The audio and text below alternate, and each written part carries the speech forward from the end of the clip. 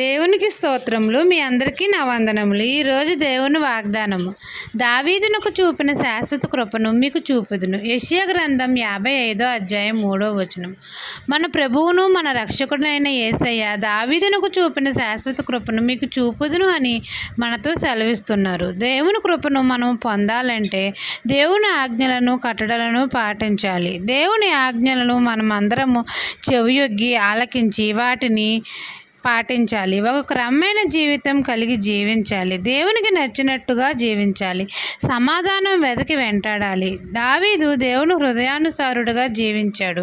దేవుని కృపను పొందాడు. మనము కూడా దావీదులాగా శాశ్వతమైన కృపను పొందాలంటే దేవుని హృదయానుసారంగా జీవించాలి. దేవుని చిత్తాన్ని మనం అందరము నెరవేర్చాలి. అప్పుడు మన తండ్రి మనతో నిత్య నిబంధన చేస్తాడు. దావీదునకు చూపిన శాశ్వత కృపను మనకు చూపిస్తానని ఈ దిన వాగ్దానము నా జీవితంలో నెరవేరాలని కోరుకుంటూ దేవుని సువార్త పరిచర్యలో మీ సహోదరి. ఆమెన్.